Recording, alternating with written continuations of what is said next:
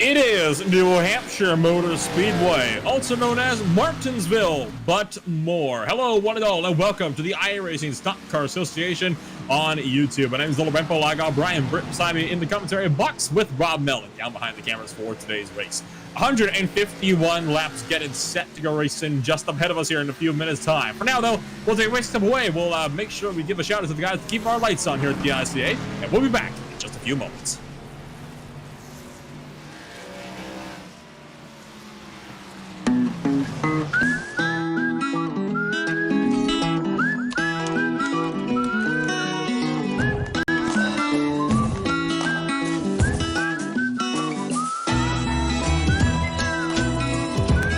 We believe it means more when something's made by hand here at Cracker Barrel, and we hope you think so too. So stop on by. You're always welcome.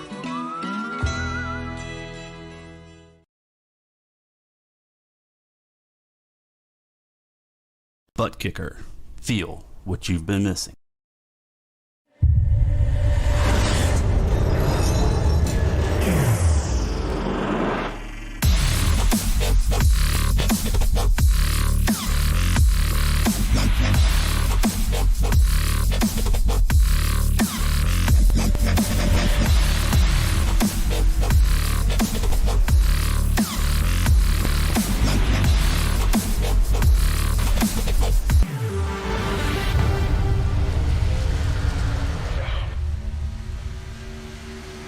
Get yours today at TheButtKicker.com and be sure to use our 20% discount promo code ISCA20.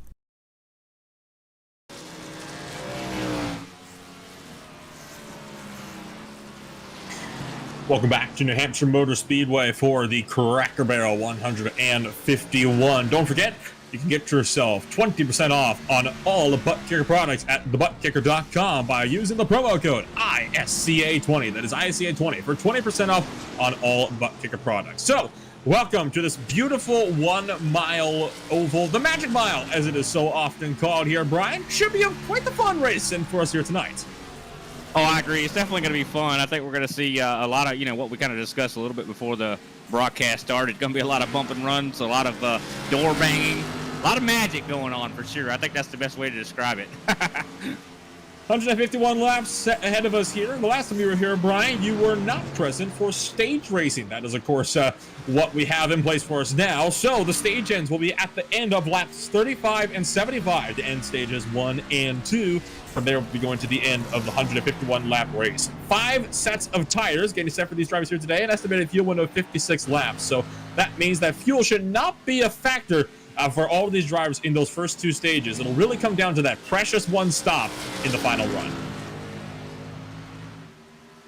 Yes, it's going to be, even though, fuel's not going to really make that much of a difference, I think these stops are still going to be very important. You slide through your box, you could lose a lot of position. New Hampshire, absolutely known for track position being so important. 29 drivers getting set now to qualify. Standard 5 minutes. 2 laps being used here at the Magic Mile.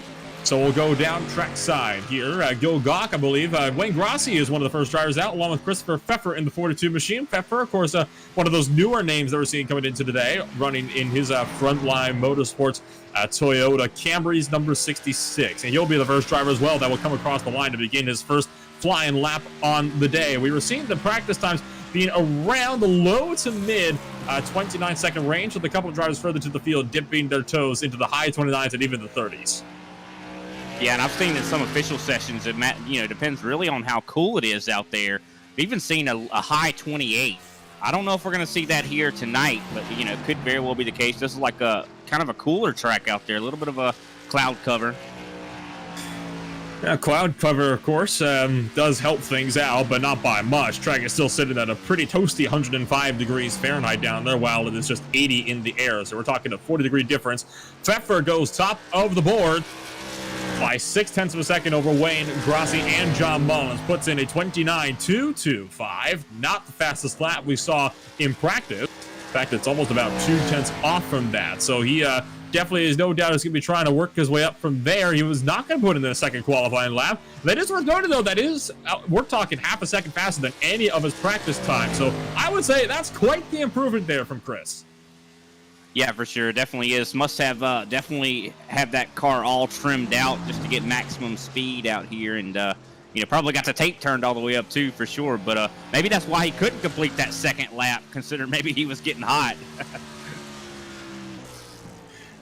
3 minutes remaining. So far, 15 drivers have set times. Will Barlow, the slowest, at 7 seconds slower than your top runners. Now, of course, Barlow is a driver who has frequented sometimes going further down towards the rear of the field. Tends to like starting further in the back of the pack and working his way up. So that's probably a strategic run from him, but also putting himself ahead of anybody that happened to crash out of their qualifying laps regardless. Noah Bitts is looking to maybe put the times up there, 29.334. He has already put in both his laps, as has your defending champion Clayton Hoffman. Actually, Hoffman is into the tire barriers in the inside wall into the back straightaway on his second lap, so pushing a bit too hard. Exited turn one. Brings up another factor here. These guys are going to have to worry about too much throttle on exit. We experienced in Martinsville, and unfortunately, it'll be the same situation here in New Hampshire.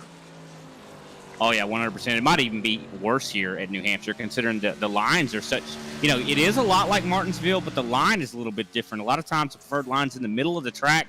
If you go a little too low, you could find yourself even getting loose on exit, too. So, throttle control going to be key, 100%.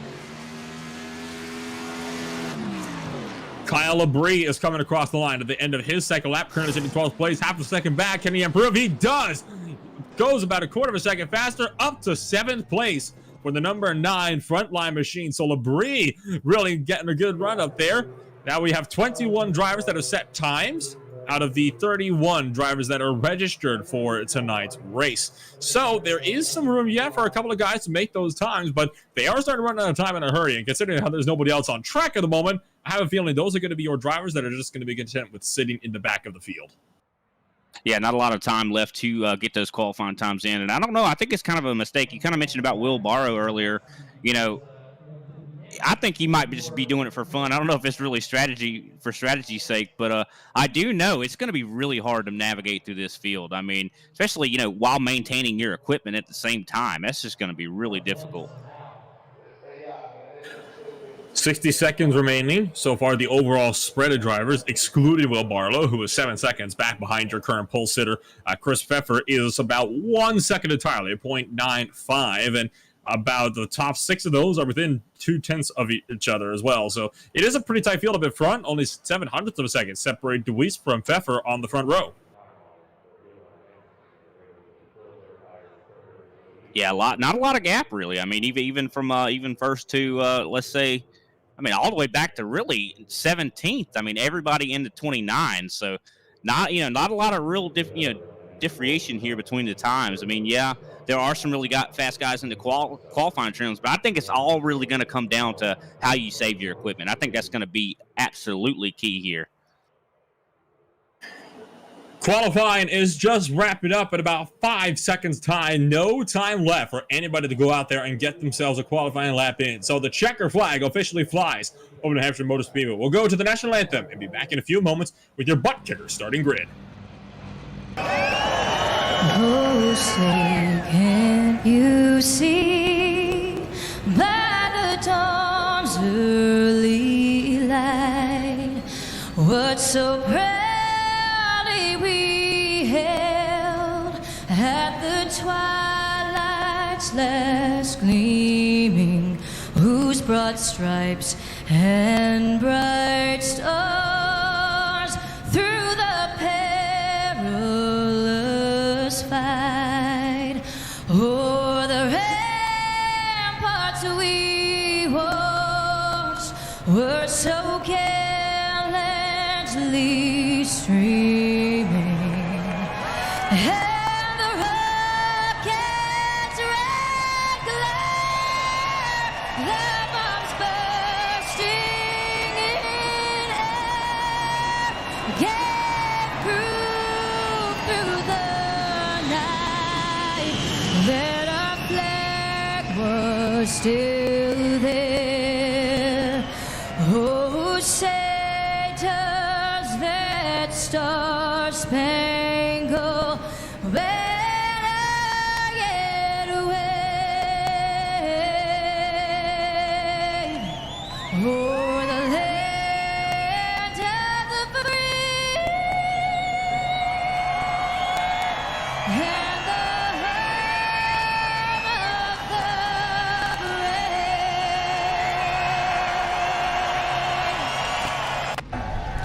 Race fans, it is time for those most famous words in motorsports.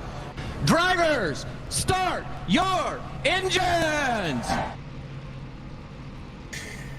Back live from the Hampshire Motor Speedway. The national anthem has been sung. Let's take a rundown now for your starting grid here for the Cracker Barrel 151. Christopher Pfeffer is up there on the pole position with Braxton Deweese beside him on the front row. Noah Bitts sits in third place with Hoffman down in fourth. Chad Sullivan is in fifth place with Matthew McKeegan lining up beside him on row number 3. Kyle Labrie, Chris Johnson sitting on row number 4. Jeffrey Souza and Dan Shamoon lock out your top 10 here.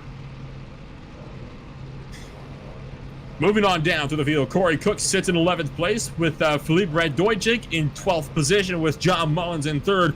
Roy Hyde sits in 14th place. Gil Gock is in 15th with Wayne Grossi in 16th. Keenan Massey is going to be in 17th with Greg Wachinski 18th. Austin Greer in 19th with Kenny Powell rounding out the top 20 here, Brian.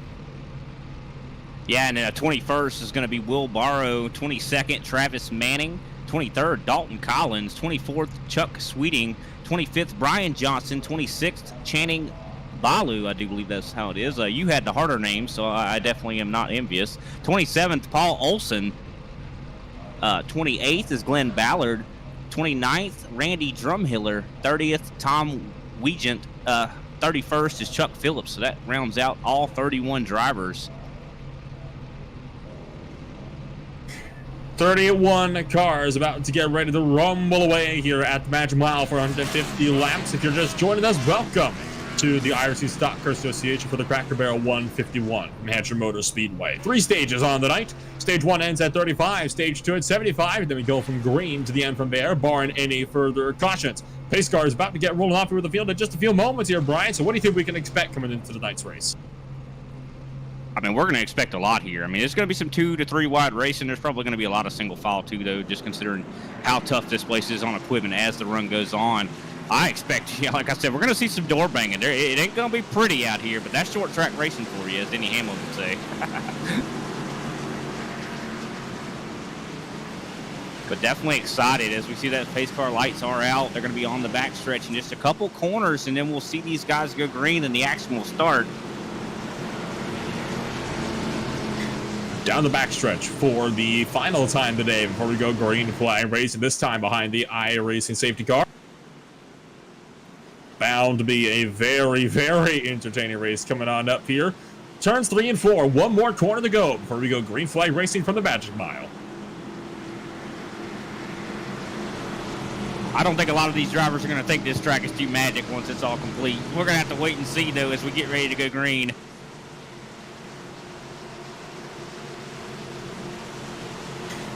Pace car is off in the hands now of Christopher Pfeffer, who stamps on the loud pedal. Green flag waves. We're underway from New Hampshire. And already, Christopher Pfeffer separating very well. Going to be taking advantage of that side-by-side racing action behind him. Braxton Deweese and Noah Bitts fighting each other tooth and nail.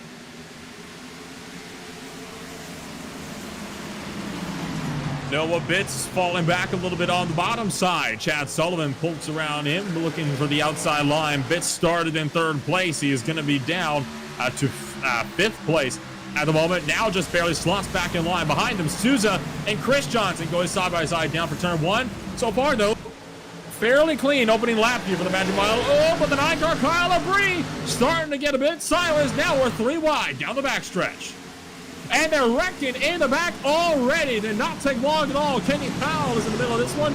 Also, one of the drivers that started it off. Channing Balu also got collected. I think the 4-car, Brian Johnson, got a piece of it. Chuck Sweeney went into the inside tire barriers. It was a pileup on the backstretch. That's not what you want to see, especially on only lap 2 here. But it looks like from what I'm seeing, Kenny just got loose and went down to the bottom there. Unfortunately, same thing happened to Channing Balu. He also got loose and just turned right down into Powell, who had it saved. So it's just it's a very unfortunate set of circumstances. You know, 2 cars happening to get loose at the same place, and it just all collects together in one big mess like that.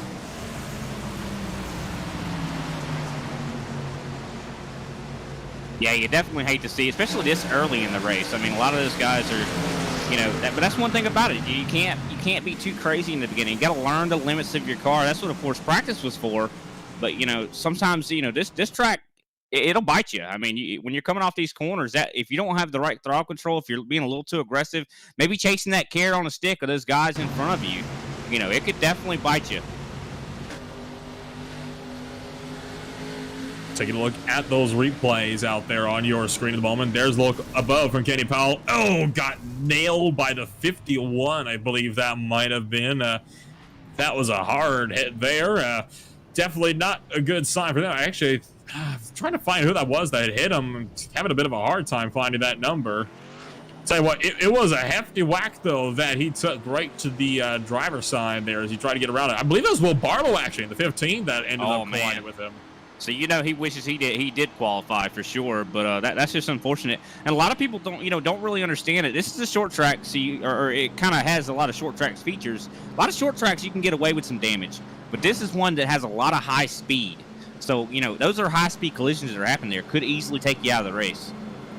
Oh, absolutely. I mean, the track does carry quite a bit more speed than I think a lot of people realize. I mean, we take a look, just for example, on the exit of turn number 1, they're already going 100 miles an hour, and by the time they get all the way down to turn number 3, they're hitting speeds just above 150. I mean, you go fast at this track. Lights are on the pace car, though, and we are getting set to double it up and try it again.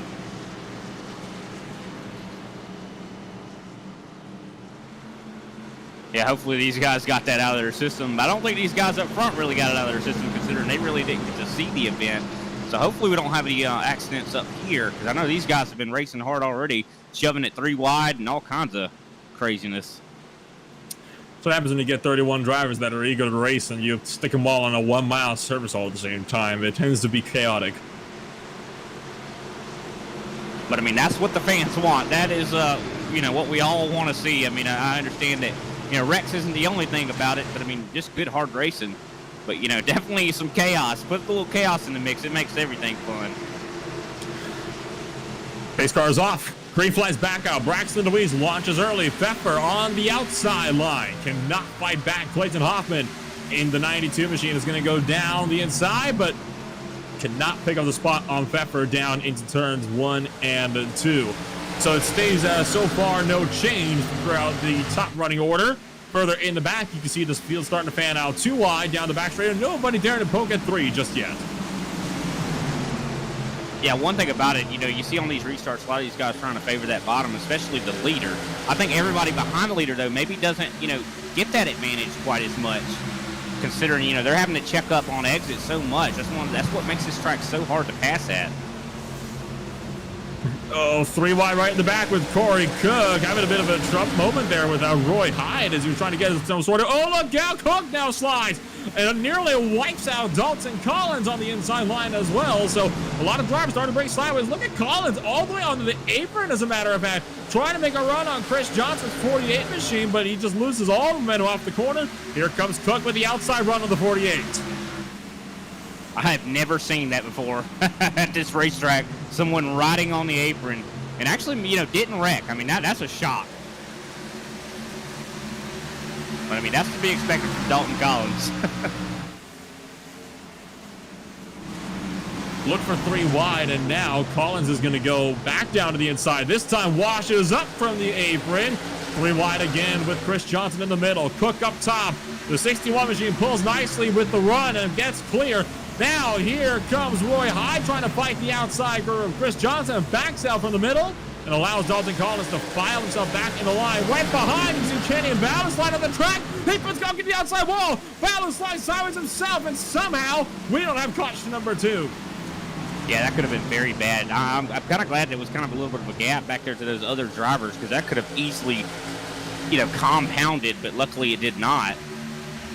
And it looks like Gil Gock's still suffering from some handling conditions. He seems like he's very on edge right now. Well, it is a relatively hot surface out there still. We're talking 103 degrees Fahrenheit, and that's only going to extend here with sun now beating down onto the track. Not to mention all these 31 cars running at the same time. Oh, heads up, one car's in front of them. That's Austin Greer, and he checks up the entirety of the field. Sweeting has to make a scramble to the inside to avoid it. What happened to Austin Greer in the 45? Oh, I see. He slammed the wall at the exit of turn 2 after getting loose and overcorrecting. I tell you what, Greer did a good job, though, to keep that car underneath him and make sure that he didn't end up taking out anybody else with him. Yeah, that could have been awful there. Good job. You know, you have to have that situational awareness at this racetrack. And those walls come up very, very quick. I mean, you call this a paperclip. We don't call it that for nothing.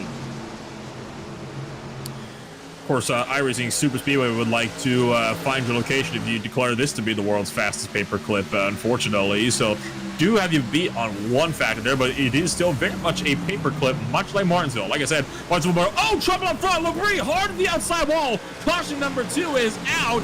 There was a messy tangle for the number 9 machine up in front. Philippe Deutsching was involved. I saw Jeffrey Souza get a piece of it as well.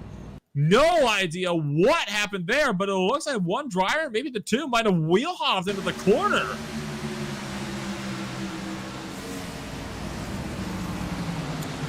Just drove it in too deep, got alongside, and oh my word, sent the 2 airborne, and he it's on from there. If you see the 60 had plenty of time to avoid that 9, and then the 9 backs down the track again and hits the 43. So this is just a bad accident altogether. I'm surprised that 60 even hit that 9. He had plenty of time to avoid that accident. The 85 actually got a piece of it as well. Got him with the 53. So keep on. You actually saw Gil Gok spin out after being caught with Sweeney. They were trying to just avoid all of this mess, and it goes to show what's going to happen here when all this is going on. I'll tell you what, a lot of drivers out there are not very happy with each other. They are saying some interesting, colorful language out there on the radio. So a lot of people tend to be angry. Short tracks have a tendency to do that. It's just a shame that this is how it ends up being. By the way, we have already 3 drivers on DNFs for the night. Greg Wyszynski, 7 laps down, has not returned to the track since that opening incident. Phillips and Manning have yet to start the race as well. So we are going to take a quick step away here. Caution number 2 on the speedway. We'll be back in just a few moments.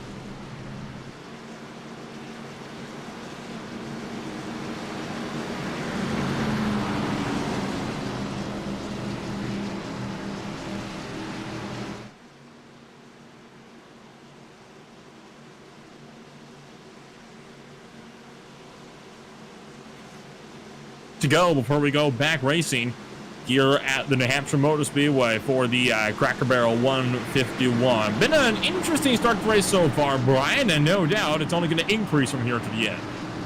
Yeah, I definitely agree. I mean, I think that these guys maybe have a little bit of a calm period, maybe coming up shortly, to where maybe we'll get some long green runs in. But I definitely think as the race goes on, it's going to get more and more intense as we see the green flag come out. Braxton choosing the top. Very interesting to see him decide to be on the top, since we saw on the bottom, last run. He was able to get that run. Able to get that run indeed. Christopher Pfeffer is going to try to take the inside away from him at 1, but no dice for him. Field Fana all the way down to the bottom side, way back in the field, but still running nice. Clean and green up in front. McKeegan nearly getting run over from behind by Corey Cook. Dan Shamoon is going to struggle as well to try to make a spot here. He is going to pick up that 8th position on the 61 machine. Yeah, a lot of these guys definitely proven that they're not quite got that patience in their mind yet. I think the more cautions we have, the more frustrated and more impatient some of these guys will get to the front. As we see some big moves out of that 23 of Dan Shamoon, he is on his way to the front. That is for sure. And he certainly is. Dan Shamoon trying to work his way up around Matthew McKeegan's Mobile One Ford Mustang. Down to the inside and really deep into the corner as well. McKeegan trying to maybe get an arc through the corner on the outside groove, and Shamoon gets loose out of turn number 2, and he is going to sacrifice the spot to Corey Cook as a result. Yeah, I'm not really surprised at that. I mean, I just don't feel like it's really worth it to go down to that yellow line. You get so loose coming out, you're not able to hold the momentum you had going in. So, I mean, I just don't understand the thought process behind that. I mean, I guess it's like intuition when it comes to some of these tracks. I mean, usually you would want to go down to that yellow line, but not at New Hampshire. Certainly not at New Hampshire. So down into the inside. Dalton Collins with a huge run of steam down to the apron, as a matter of fact, for the 95, using all the track he possibly can to get a run on Noah Bitts' 87 machine. Hoistingfeld Chevrolet, though, pulls the outside groove, and just like that, back out in front and with a run on Chad Sullivan in the number 21 machine. The Coors Light car able to fend off Noah Bitts down into turn number 1. Now Collins trying to fight back on the bottom.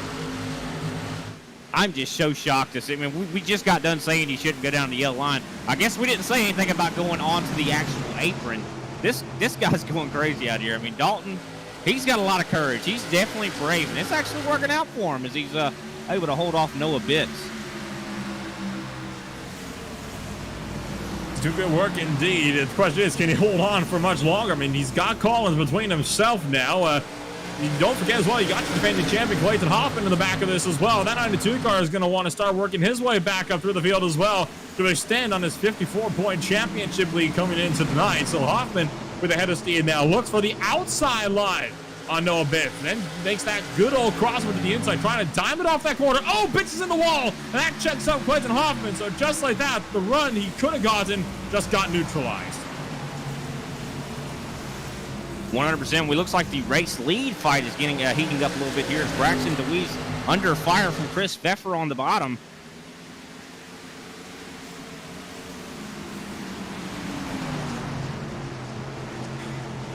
Race lead is going strong. Pfeffer trying to find the inside line. Started on pole, trying to work his way up front. DeWeese took that lead early in the first 2 laps. He has not given it up since then, and he will continue to hold firm. Braxton DeWeese is able to maintain that race lead. And I'm starting to notice here it's becoming more and more difficult for these drivers here to start to work their way up and maybe make these positions. I think this might be an impact here that might see us getting closer and closer to having that bumper being used, especially these important battles for these stage points for the race lead. Well, yeah, especially with these guys using so much of their equipment. I mean, tires are definitely going to start showing. I'm sure the lap times are definitely falling. I mean, yeah, we've already seen about a half a second of fall off. So already seeing, their equipment starting to, show age a little bit here. But look at Dalton Collins. He looks like he's just got him a fresh car. I'm shocked to see that, him taking that apron like that has been, hasn't hurt his tires. That 95 is looking really strong. Now going for the lead. Oh, slide the front end this time, though. That's going to allow Deweese to get to the inside. Went a bit too deep in the 3 and 4. Oh, Deweese pitches him up to the wall that time over turn 4. And he will take that spot back, shooting the turn 1. Almost making contact down to 1 as well. Now it's Collins' turn to try to go for the crossover. See, I felt like if I was Collins, I would have tried to stay high on that last corner because, I mean, it seems like that's the ultimate defending line. But it looks like Collins is pretty committed to running the bottom right now. But what a move. I mean, that was incredible to watch him go down on the apron. That was the quintessential slide job. I've never seen a slide job quite like that.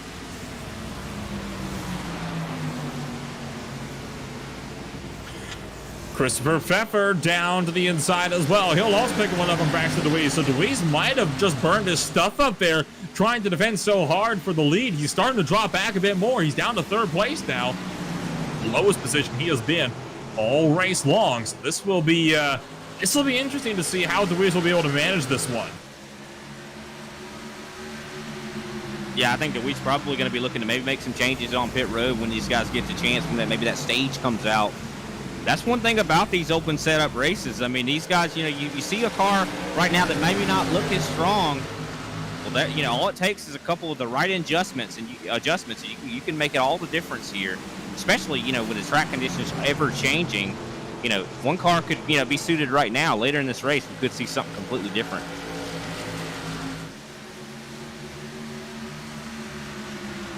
Further in the rear of the field, we're having battles going on as well. I'm watching John Mullins and Glenn Ballard at the moment. Ballard just got to lose out of the corner. He's going to sacrifice the spot to Kenny Powell. So you got all these various battles shaken up further to the rear of the field as well. And Ballard is kind of dropping like a stone here at the moment. Just lost the spot out to John Mullins. Then one to Ballard. He's about to lose another one here to Gil Gawk if he can't get up in line. And Gawk's not going to let him. The 85 car trying to push around that outside groove. Now, Gil Gawk holding firm on the bottom, and looks like he might even be able to get a run to maybe try to catch up here to the 64 John Mullins. But that Gil Gawk looking very strong here so far. I mean, back here in 17, not the best place to be, of course. All this, I think track position is the main thing. I think if some of these guys could get, work their way up the field as these restarts keep happening, I think, they'll get better and better, maybe have some more room to stretch their legs. Because, I mean, a lot of times, all this traffic just checks up your momentum. You see Kenny Powell also with the head of steam on John Mullins, trying to see if he can maybe pick up another spot and put himself up into the 19th position. Won't be for stage points, but it'll be enough that Kenny Powell, could find himself in a good position for the stage 2 restart. 3 wide behind. Gawk takes the outside groove away, and now here comes Greg Wyszynski as well. Now 20 laps down. Wyszynski back on the lead lap. Check that 10 laps down for Wyszynski. So the 5 car has seen better days, but he is still working on it, and he's going to really push that inside groove and try to see if he can run up there and maybe take away another position.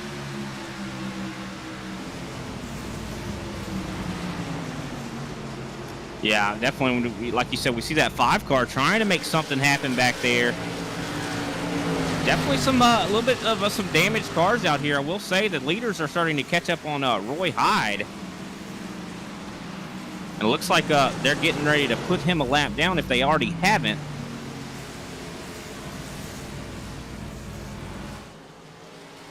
They have not just yet. They are still working on closing in that gap. Currently Hyde, the last car on the lead lap.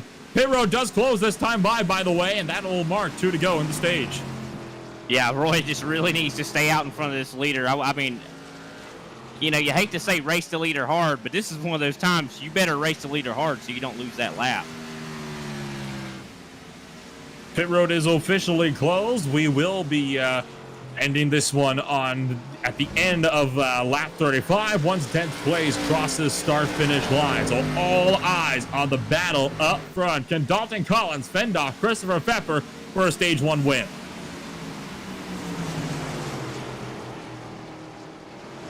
I don't know. These two definitely seem like they're just breakout cars here tonight. It's been fast all night long. And they just have been putting a gap on Braxton. So I think Braxton's really going to need to make some changes when he gets on pit road.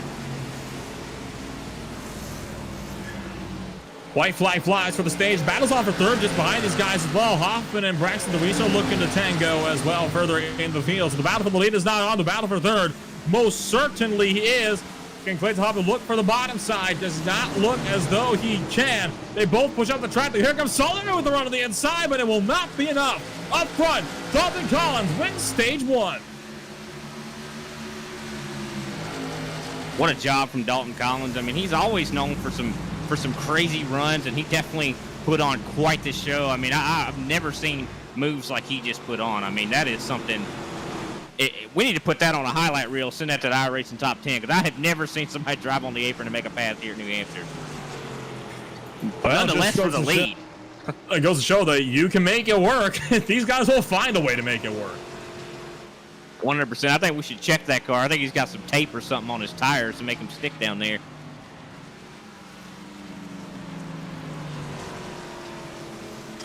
So stage 1 is complete. We will see if we can maybe get a hold of your number 95 car. Stage 1 winner Dalton Collins here in just a few moments when the yellow flight pit stops all cycle through, which we obviously are expecting here. It'd be nice to get a word on him, see how he managed to work his way up 21 spots in 35 laps, excuse me. I'm telling you, we said that it was really hard to pass here. Dalton is making us eat our words.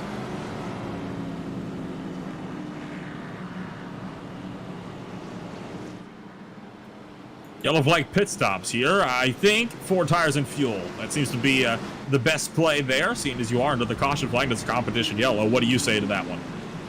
Oh, I mean, I'd say everybody's going to bring it down 100%. I mean, if a lot of the guys, you know, from those other cautions before did not take tires on those. So, I mean, I would expect everybody pretty much going to take tires. 35 laps at New Hampshire is quite, you know, definitely very abrasive on these tires. So, and wouldn't be surprised, like I said, to maybe see some changes, you know, on some cars. Maybe some tire pressure adjustments, you know, maybe a little bit of spring perch. Something that, you know, maybe help that car rotate better. Maybe not rotate quite as much. But it does look like Dalton Collins is going to win the race off pit road. Barely, though, as we see the number 2 of Philippe almost able to get. No, I'm sorry. That's Christopher Pfeffer. That's the same, by the way, like we'll be able to get Dalton Collins up here in the booth. Bit of a shame. Definitely was one driver I wanted to talk to, but I think we have a new contender here for potential race winner coming into tonight. I mean, goodness gracious. If there's anybody that I would think would have a good shot, it would be that 95 Reaper Chevrolet Camaro ZL1. I mean, 22nd of first in just the first stage, and we still got so much to go. We could very well see Collins potentially even run away with this one on this next restart. Yeah, for sure. I mean, especially for him to be able to run up through the field and still have the equipment left to, you know, battle for that lead at the end with Christopher Pfeffer. And Christopher's been up there this whole time. So, I mean, I feel like, yeah, Dalton does have a lot of potential to just run away. I mean, if he was able to, you know, and he probably wouldn't use that as much equipment, you know, running away this time, too. He wouldn't have a lot of obstacles.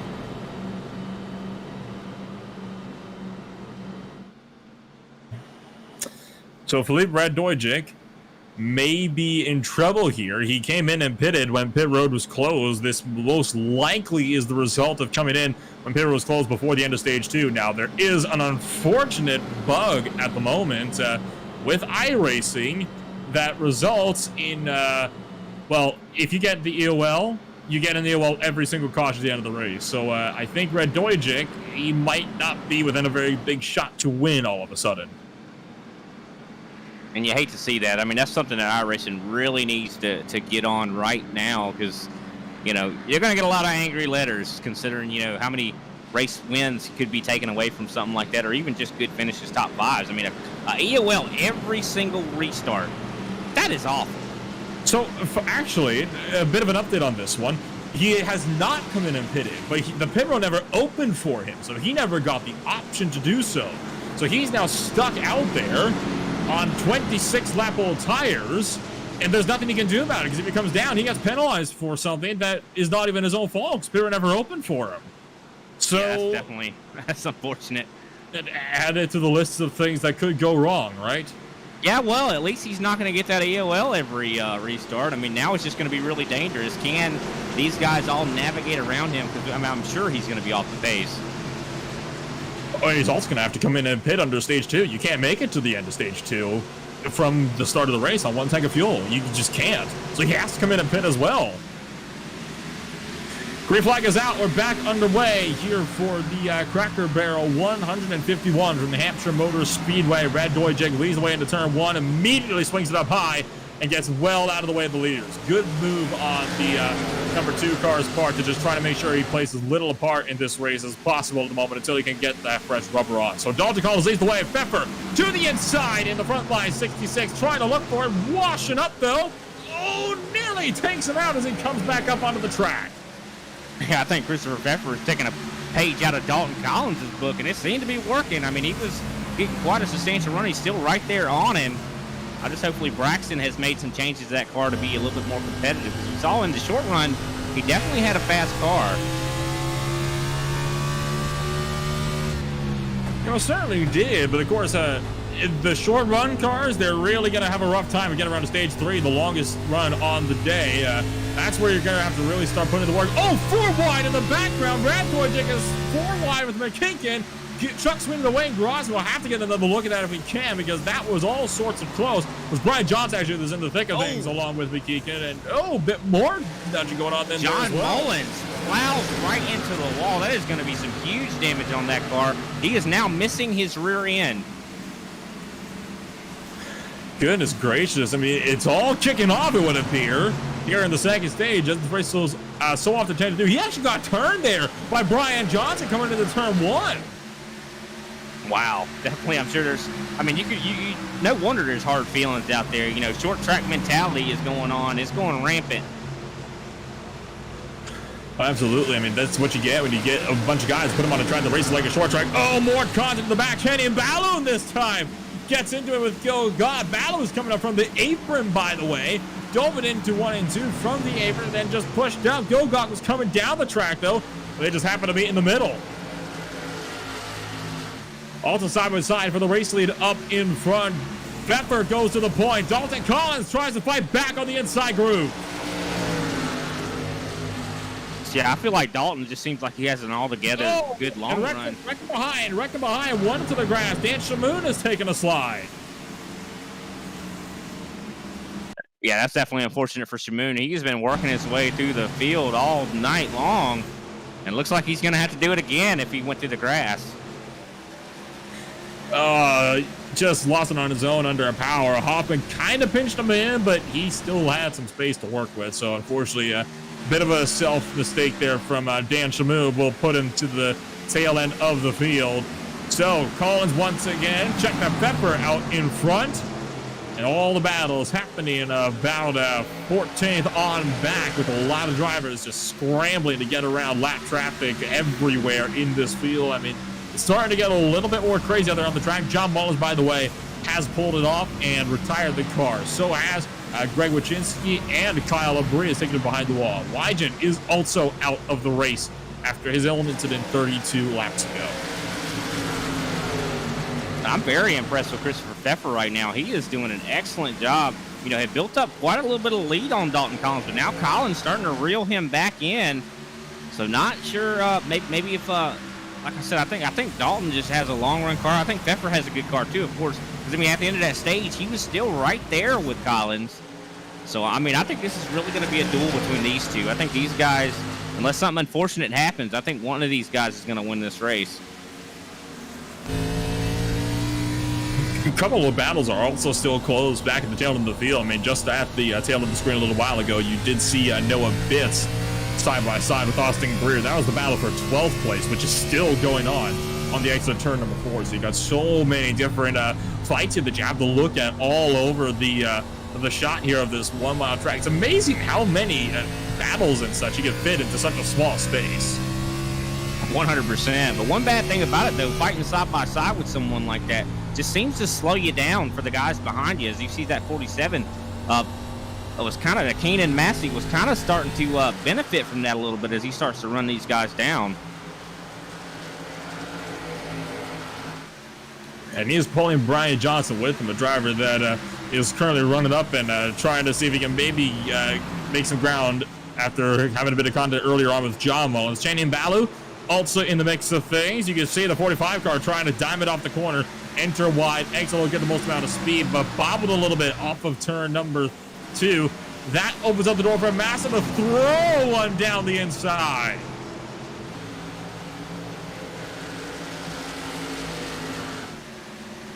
And yeah, but I mean, look at that. Like you said, that diming in the corner seems to help that 45, though. He had good momentum on exit. It looks like that 47 is just all around too good here as he slides up a little bit. Gonna leave a little bit of room for that 4 car to maybe get underneath. Brian Johnson. So far, so good. Greer holds the outside line. Massey is going to take it to the bottom. Still dead even all the way to the center of 3 and 4.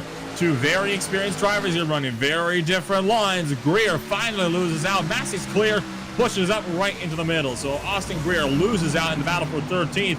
Up behind, just behind Jenny Baloo, up the inside of Brian Johnson, trying to find one on Greer as well. He'll take Brian Johnson on the exit of turn 2.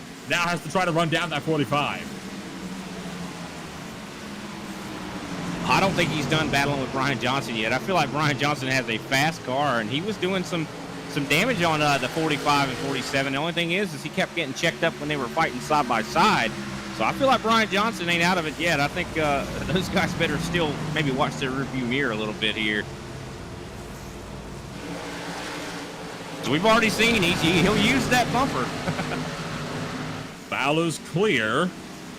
Greer, not so much. Brian Johnson down the inside of the 45 car. I'll tell you what, Austin Greer is starting to really fall back here. A few laps ago, he was up front, battling for 13th, 12th positions, and now he's down to 15. So Austin Greer having a bit of a rough time here in stage number 2 of the Cracker Barrel 151. Yeah, if I'm not mistaken, I see a little bit of damage on his right front. That could be leading to some of the problems here. You're right. He was one of those drivers, by the way, that in the opening stages, he got a bit loose, overcorrected, and then tanked it into the wall. That's where he got that damage from. He's been struggling with that all race long, but it wasn't affecting him a whole lot in stage 1. That has not been the case, though, in 2. And we see Chuck Sweeting and Wayne Grassi there fighting each other back and forth there, but it looks like Chuck able to come out on top. That green 53 looking very strong out here right now as he fights his way up to 11th.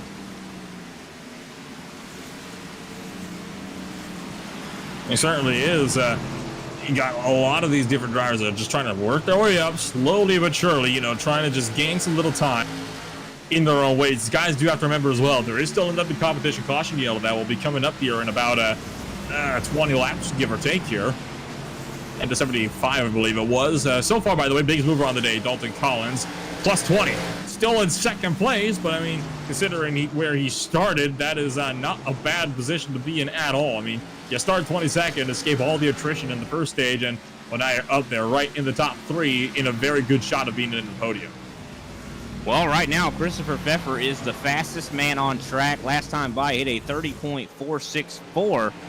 Which is faster than everybody did by about 2/10 of the next fastest guy, which is probably Dalton Collins. So I do believe Chris Pfeffer's got an all-around just fast ride, considering I do believe he even turned the fastest lap of the race thus far, too. Surprisingly, it was not Pfeffer that's turned the fastest lap. That actually belongs to Dan Shamoon, 29.615. I guess I didn't see that because he's so far back.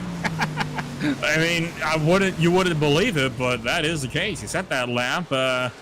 Actually, on lap 43, so it was not too long ago, actually, that he said that. That was only on the 3rd lap of stage 2. Yeah, definitely unfortunate that he, went off the track like that. But luckily, no damage on that car. Probably just some sore feelings more if there's any injury. Oh, absolutely. It's one of those things where self-spinning never something you want to do, but unfortunately one of the most common types of accidents in motorsports. Taking a look at some of these other battles, Noah Bitts and Corey Cook battling for 9th and 10th out there on the course at the moment. Bitts takes the inside line away going into turn number 1. Corey Cook cannot fight back. Got his other battle with Massey and Channing Battle just behind his guys for 13th and 14th on the track. Chuck Sweeting and Wayne Grassi kind of in no man's land in the middle of this, with Brian Johnson seeing if he can maybe put in some time as well. Channing diving on the inside. Can he get clear? I don't think he is. I think 47 is going to be able to defend here. but he's definitely putting in the work. I mean, this is one of those tracks where it's hard to get a pass done very quickly. It's kind of like a process. You have to be really working on it every single lap. And he's doing a good job. Channing Balu's got a fast ride underneath him. He might even get clear here. Bobbled a bit through the center of 2. That prevents him from getting the hammer down. And look at the run that Matthews has on the outside line. Gets back clear almost entirely by the time to get to turn 3. So Balu is going to have to throw it down again. I have a feeling, though, that Keenan Madison might be an opponent that he'll have to really work with for the next couple of laps, because Madison is just pulling that outside groove like a champion right now. Yeah, and the more, like I said, the more these guys fight with one another, the more opportunity they're giving Brian Johnson to maybe look for a weakness here.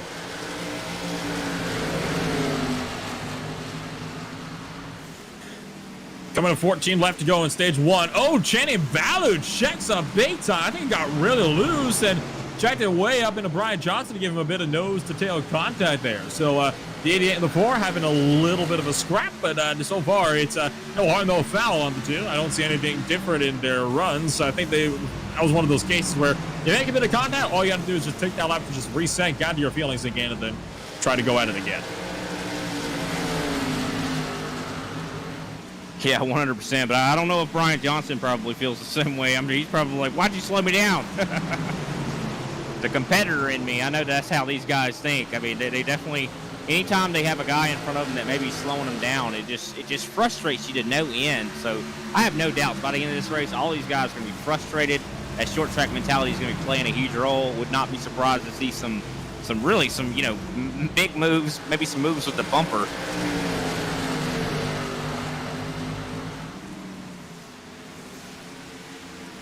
Still closing in on the end of stage number 2, which I believe will also mark the halfway point in this race. So not a lot of time is left for a lot of these guys out there in the field. Still watching that battle, by the way, for 14th and 13th. That is one of the closest things on track. Actually, I say that. Up front for 5th and 6th. Clayton Hoffman's on the charge. Up the inside of Jeffrey Souza. Souza gets real loose out on the exit of 2, and that allowed Hoffman right through down the back straightaway.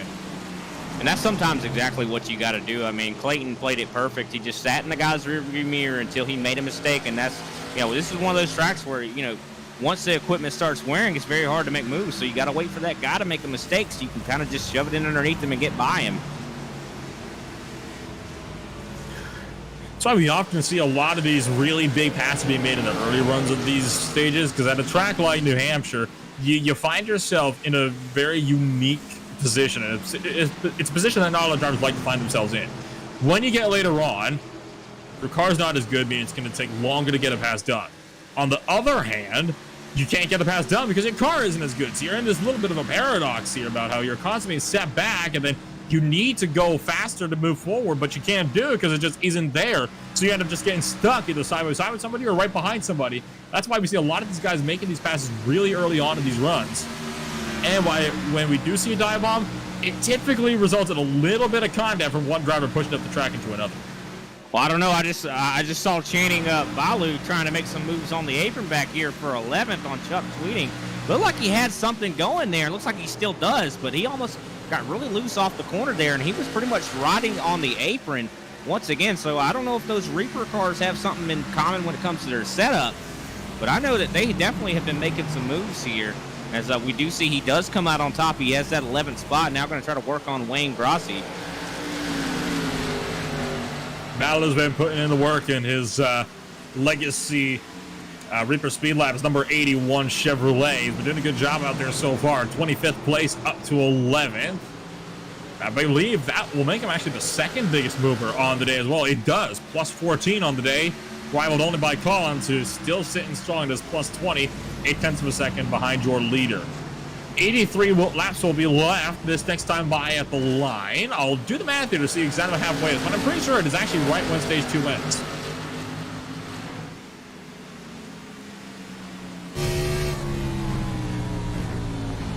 And in fact, it is. Half of 151 is 75.5, so that's basically right on the money.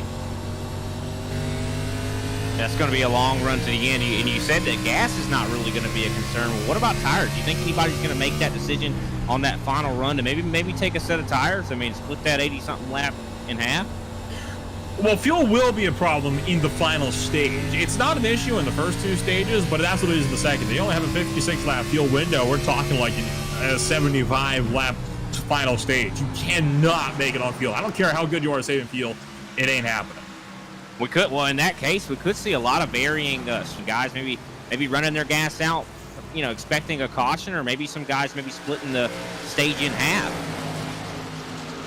It's interesting, isn't it? We've actually been seeing quite a bit of split strategies. And you've been down on the track, actually, the last few races, Brian. You actually know very well what I'm talking about when we have these situations like that. So I tried to do a split strategy, but I went to the grass. Yeah, I pointed that out quite nicely on last week's broadcast, I believe it was from Atlanta. But anyway, as a driver, how do you make the decision as to what strategy you want to go for? Because, I mean, I'm not a driver, but you are. You would know better than me about this.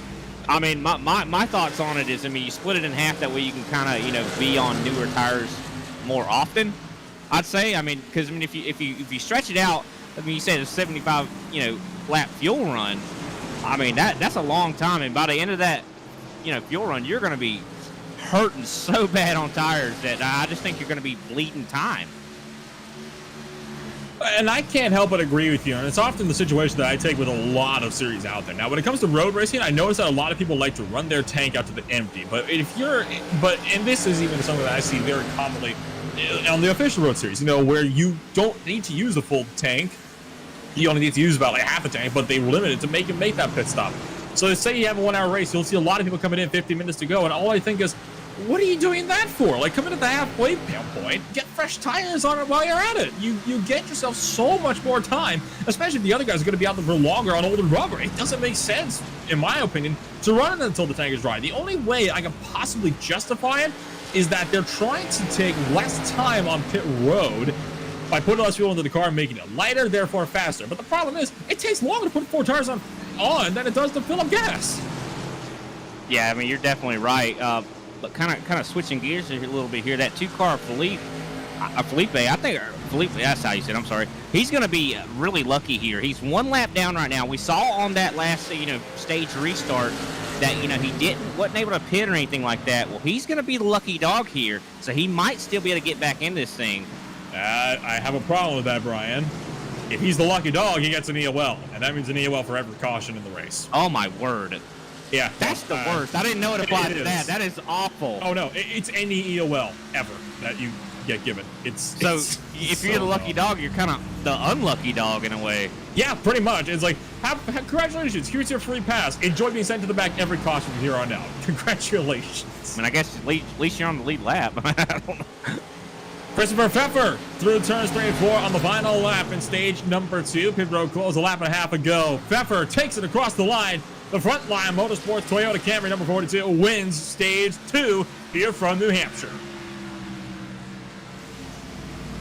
Yeah, what a job from Christopher Pfeffer. I mean, he definitely showed it. When we kind of were writing him off a little bit, saying that, what if Dalton Collins just leaves here? Chris Pfeffer must have been listening to the broadcast because he made sure that did not happen.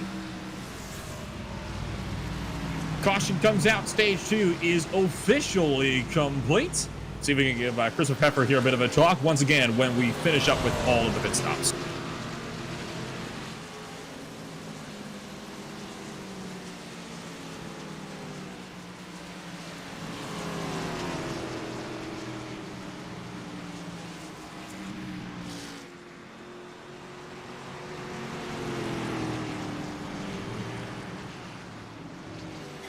So drivers are just now lining up behind the safety car.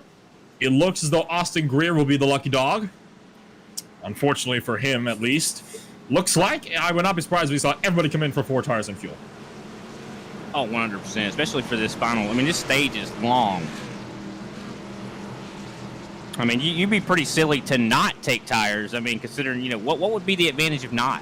I mean, I don't know. I mean, they've already probably used, I'd say, 2 sets already. If they use this set here, they're going to have 1 still in the bank, probably for the middle of the stage break or whenever they do decide to take that pit stop.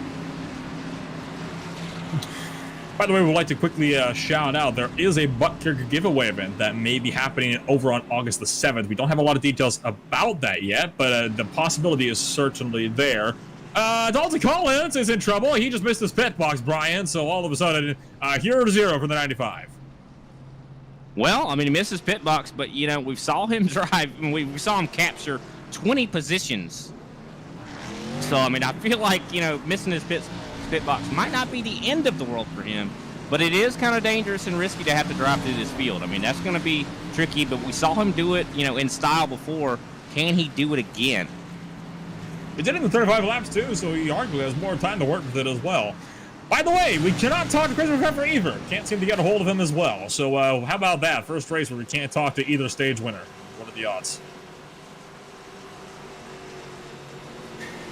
Well then, while we are under this caution flag period here, we may as well take a run here through your ButtKicker mid-stage race break and take you down through the running order here in today's race. Christopher Pfeffer continues to lead. Clayton Hoffman sits in second place. Dalton Collins is currently in pit road. He is dropping down the order. We'll see where he is exactly. So that means Braxton DeWeese is going to be in third place. Chad Sullivan sits fourth. Souza in fifth. Chris Johnson in sixth. Matt McKeek in seventh. Noah Bitts in eighth. Wayne Grossi in ninth. Brian Johnson 10th. Keenan Massey in 11th. Channing Baloo in 12th. Glenn Ballard 13th. Dan Moon 14th. Roy Hyde in 15th. Randy Drumhiller in 16th. Dalton Collins is going to be coming out in 17th position. Gil Gawk at 18th. Chuck Sweeney 19th. Will Barlow rounds out the top 20. Corey Cook in 21st. Check that. Austin Greer 21st. Corey Cook 22nd and continuing to drop back. Paul Olsen in 23rd with Kenny Powell in 24th. Fleet Red Doidrig in 25th with Greg Rudzinski back out on track, still 16 down in 26th place. John Mullins, Tom Wygen, Kyle Labrie, Travis Manning, and Chuck Phillips all marking as EOL, or as DNFs on the night. I was going to say, both of those things are bad, a DNF and an EOL. Apparently, EOL is a death sentence here. Man, they need to remedy that, because that is going to, like we talked about it before the broadcast, I mean, that is going to affect a lot of leagues.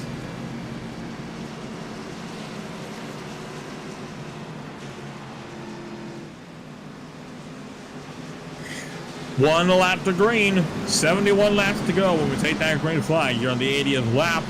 Bound to be a good one, longest stage on the night. So, how do you think this is going to play out? The stage one was chaotic. Stage two was a little chaotic at the start, but not so much. Looks like there's a bit of confusion further in the back of the field, by the way. Got one driver going backwards. That's Channing Baloo. Oh, dear. Looks like Baloo has caught the EOL curse. Oh, my word. That is unfortunate, considering how fast he was looking. I mean, he was up to 11th there on that last. Yeah. I mean, he was definitely showing a lot of speed. I mean, that is just shooting yourself in the foot. I mean, you know, you shouldn't get penalties anyway, but apparently, you know, it's even worse now. Bad restart for Clayton Hoffman. Tried to anticipate the restart, went early, had to slow down to avoid being penalized for passing Pfeffer. Ends up checking to the whole outside lanes, and that allows Pfeffer and Braxton to get well and truly clear. Then, now they're side by side for fourth and fifth. Johnson trying to fight back on Chad Sullivan. Bronson looks for three wide down the inside of their turn number 3. And you were asking if this is going to be a crazy restart or pretty relaxed. I'm pretty sure we saw exactly what it was. Still neck and double five. Oh, look out, one car sliding. Brian Johnson sideways, middle of the field. Somehow saves it, brings the car out 45 degrees sideways at the track surface and manages to wrestle it back. Not a happy camera at all, and that came from Glenn Ballard, who just rear-ended him into turn number 1. What a moment. Gotta get another look at that if we can. Holy cow. And there's a ton of damage on the front end of Glenn Ballard's car now from that. A lot of right front damage, and you can see a little bit of anger going on there. Would not be surprised to maybe see some retribution. We're already seeing these bumpers already starting to make their way into this race. We're going to take a look back here. This was all the way back in turn number 1, so we'll show you again what happened to Brian Johnson, because, oh boy, it was certainly something. So, replay is going to be up on your screens, and we'll take a look at this one from the front straightaway, entering turn number 1. Brian Johnson, there's Glenn Ballard, outside line of the gray 81, just breaks a bit too late, rear ends Johnson. The 47 car did a good job to skirt around that as well. Keenan Massey doing a fantastic job of this as well. And sand's still going on all over the track as well. Gil Gach had another moment as well. I mean, it's kind of kicking off everywhere. Yeah, I'm curious if on that last caution, if anybody maybe made some adjustments to maybe make their car a little bit on the looser side, and apparently it might be showing its ugly head here. As we see Gil Gach falling back a little bit here as he's being challenged by the 44 of Randy Drumhiller. Drumhiller looks low. Not close enough to have a realistic dive on McKeegan, though, down in the turn number 3. Just behind these guys, side by side as well.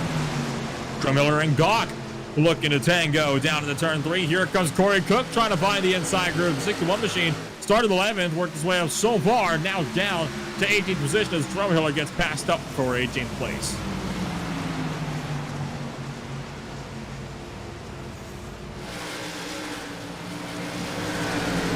And we see Dalton Collins back there in 10th. Looks like he's having a little bit of trouble maybe navigating through this field like he was earlier. Let's see what he can do here as he's trying to chase down this 41 of Matthew McMeekum. He's right on his rear end there, and I think we might even see some more of that apron action we've been seeing here. You had to call me out by saying it's McMeekum like that, didn't you? I just said it right. That's all I did. This is now the 5th week in a row that I have been saying that nonstop. And I remember him even talking to us about that at Atlanta last week. I don't know how I failed to keep that in my head. Matthew McMeekin moves down to the 10th position right on the bubble spot with Keenan Massey trying to run it down to the 47. It's all right, man. I make way worse mistakes than that. I probably mess up every single name in this field if I tried. But Christopher Pfeffer doing a good job, and luckily he doesn't have Dalton Collins up there to really put some pressure on him. He's pretty much all by himself, just kind of having a nice Sunday drive.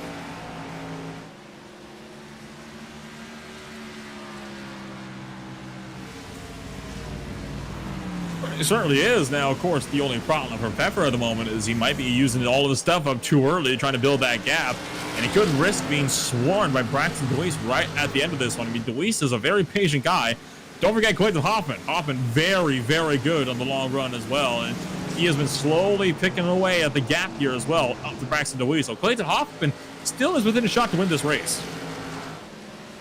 Noah Bitt's getting really close with Chris Johnson right now. Those guys are racing really hard. It looks like Chris Johnson going to come out on top. Bitts throws one to the inside line. This is the battle for 6th and 7th out there at the moment. Johnson holds the outside groove. Noah Bitts is going to fight this one back, though. Has the bottom still right at the quarter panel. Going to take that tighter line of entry. Caution flag is out. Way in the back end of the field. Not sure Matthew at all. McMeekum comes to a stop on the backstretch. Really? So he exactly does. What took place. What in the world? I don't even think he had contact with anybody. I think something had to have happened. Kenny Powell hit him after he was stopped. Take another look at this one here. I'm saying the initial why he came to a stop. I mean, there was no contact that brought that along. He just started slowing, almost like he had an engine failure, but I didn't see any smoke. So he's got himself to 47 right behind. We'll take a look at this through 1 and 2. Sliding up, and I don't know. That's not an engine failure. Then just goes up. Hardware failure, maybe? That's the only reason I can think of. Maybe either his screen froze or went black, or his wheel failed altogether. That is the only possible explanation I could think for that. By the way, I want to get a look on board from the 53 of Chuck Sweeney if we can, because my goodness, he is going to need a change of race trousers after this, because just missed that by the skin of his teeth, and unfortunately Powell was not so lucky. Oh my gosh. Mr. Kenny Powell has been used as a punching bag here tonight. That is unfortunate. Even more unfortunate that, unfortunately, that seems to be the case for him when you have a fuller grid. It's one of those things you don't like to see, but it just happens to play out the way it does. So I'm curious to see what these guys are going to do now. I would suspect everybody's going to stay out.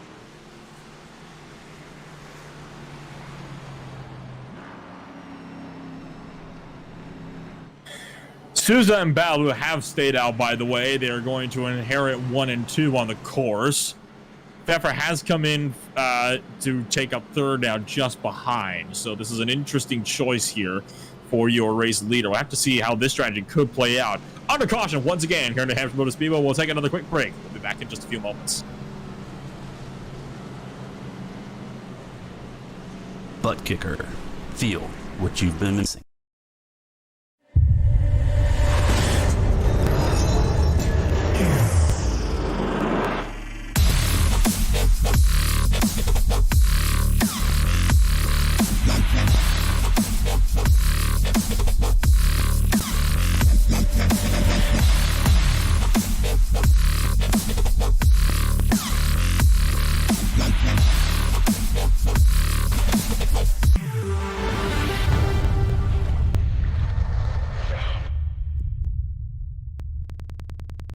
Get yours today at TheButtKicker.com and be sure to use our 20% discount promo code ISCA20.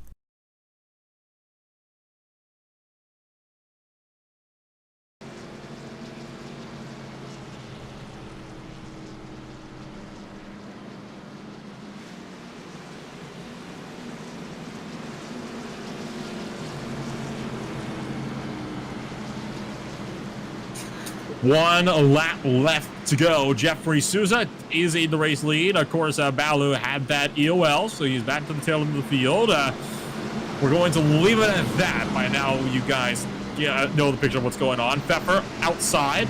Luis third. Hoffman fourth. Sullivan and Johnson round out the top 3 rows. I think Pfeffer's got a good chance here. I think even though he is starting second, he does have that high side, and that high side's been pretty good all race from what I've seen. I think he's just going to be at a full right away here. But I am curious. I mean, he took tires. If Pfeffer just took tires, does that mean he doesn't have a set left? They have 5 sets of tires. That's the good news. He does, so he should have 1 left to work with still. In fact, he might even have 2 left. He's only made 3 stops so far all race long, so he should have 2 sets remaining. Look who's way down to the inside. That's Dalton Collins trying to punch his ticket back into the front.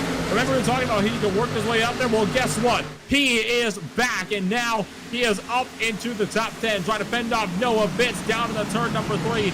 Not going to be able to hold him off. Oh, maybe just around the outside. I mean, Dalton is just all over the place out there. I mean, he is just so fast on every line he seems to go into, and that car will get all out of sorts and stuff like that, but he's just able to hold on to it. It just shows what a talented driver this guy is. A very talented driver indeed. Still pulling outside of Bitts. Noah Bitts is doing a good job of fighting this one out, though, on the inside groove. Oh, look out.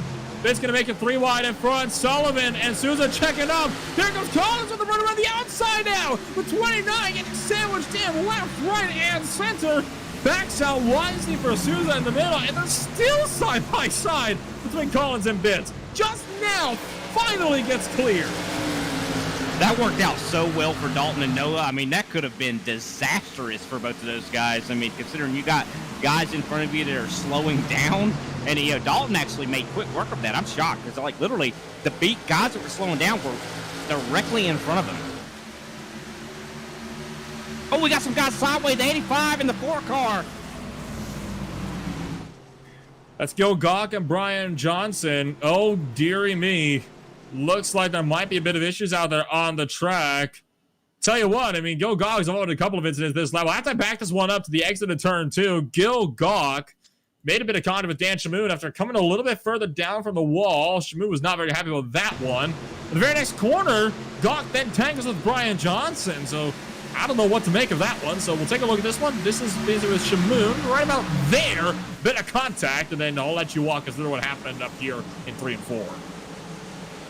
Well, really, it looked like Gil Gawk just came down on Brian Johnson. Just got a little bit loose off the corner. Just I wouldn't want to say red talent, but that's pretty much what happened there. He just kind of lost it, and Brian Johnson along for the ride. It just got loose, and unfortunately, that's one of those racing deals between Gawk and Johnson. One guy gets loose, the other can't react in time. He's on a committed line. Yeah, So- especially the track. It's impossible to make it, literally, you don't know he's loose until he's into you. Well, right there, you had no time to react to that. By the time you saw him coming down, he was already full sideways, and he has no time to back out. The trajectory is fixed. By the way, in real time, Clayton Hoffman comes down pit road. Noah Bitts and Chris Johnson come down as well. Powell makes a late call. Ballard makes a call out. Ballard and Moore in just behind, further in the back of the field. It's worth noting as well here, from here on out, if you pit, you can make it to the end on fuel.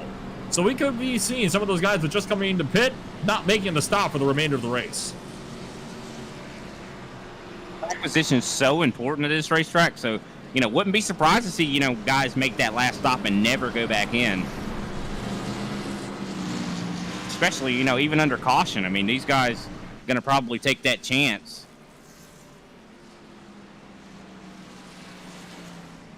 Would like to shout out, though, look at Roy Hyde up to 7th. We saw earlier he was in danger of going a lap down, but now he's up to 7th. Could we maybe have seen some adjustments on that race car? I mean, could we see, anybody? I know I keep saying, I'm like a broken record when I'm talking about adjustments, but I feel like that is key to a lot of these races. I mean, as this track changes and changes, and I mean, just speaking of changes, can we get an update on the weather out here? Let's see. 96 degrees Fahrenheit on the track, so it has cooled significantly since then. It's worth noting we are going to be getting close to the evening now. It's 4:50 p.m. in sim, so we are getting to the point where it is starting to get cooler in the air as well. It's down to 79 degrees Fahrenheit in the air. Pretty calm wind, southwest, 3 miles an hour. So things are starting to look up on the up and up down there on course. So yeah, some guys that maybe came into this session, maybe practicing on a cooler track, in practice.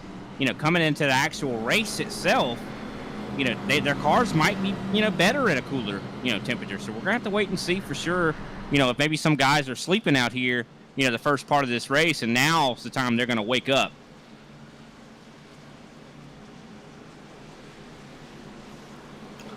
It's also worth noting that I have a feeling that we could see a lot of drivers out here or have their cars set up more for the long run. They have them set up for the third stage.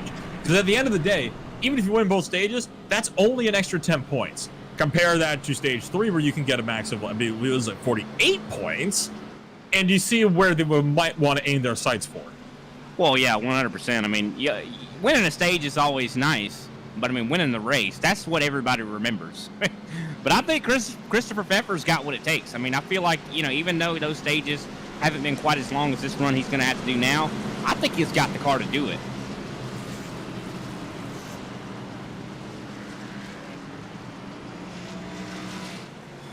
Pfeffer leads, DeWeese starting on his outside line. Sullivan, Souza, and Collins just behind to round out your top 5. So, 49 laps to go when we take the green flag line. This will be interesting for the guys up in front here. They've been out there for 10 laps already, but they have this caution to help them, kind of save some fuel. It might be enough to get them to the end, but I think they might need one more yellow to help them do it.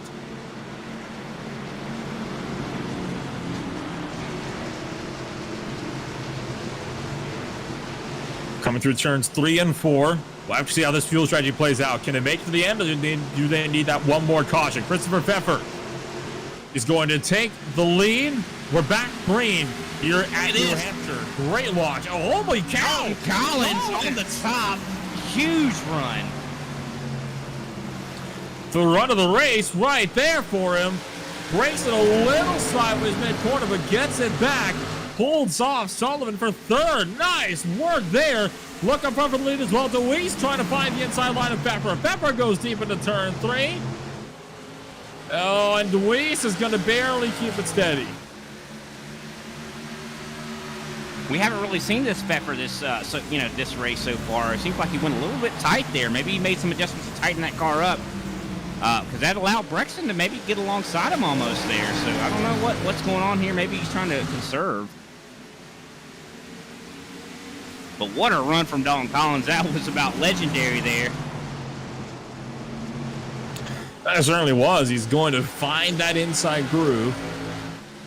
And he is going to maybe try to see if he can work his way further up there. I tell you what, he's having a good run so far. So Pfeffer is going to be in first place. DeWeese second. Collins is sitting himself in third.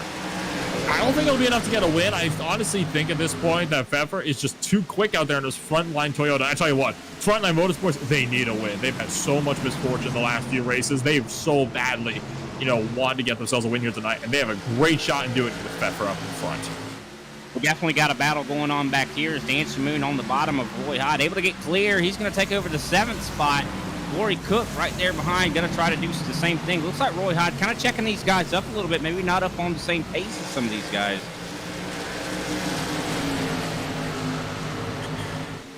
Keenan Massey takes the outside away from Hoffman down the back straightaway up front. Corey Cook has to back off and allow Hyde out in front. Bitts also takes it away from him. Bitts going to make it 3 wide up the middle.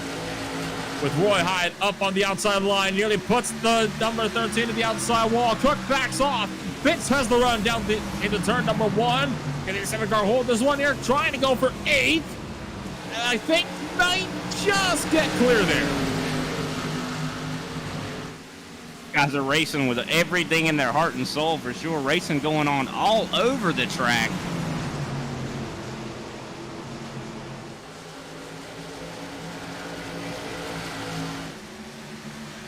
This is for all the marbles here as we watch that. I do believe the 81 Glenn Ballard getting into the wall a little bit back there.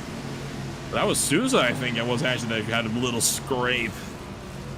Might have been both, though. I wasn't taking a look at Ballard per se. Could have been 2 separate incidents.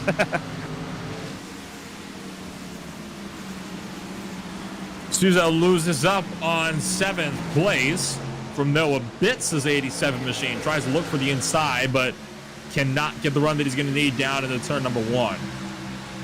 And Souza's had a pretty good run himself. I mean, he's only +1, but considering how far some other drivers have fallen, looking at you, Matt McMeekin, 6th to 24th, it's not a bad run at all for Jeffrey Souza to be running where he is right now. Nah, he's doing good. I mean, just trying to, do what you can. I mean, keep your head down. You never know what's going to happen towards the end of this race. I mean, that's racing in general. But, I mean, this track, definitely anything can happen when it comes to maybe somebody, bumping somebody out of the way, and that could be a freebie position for you.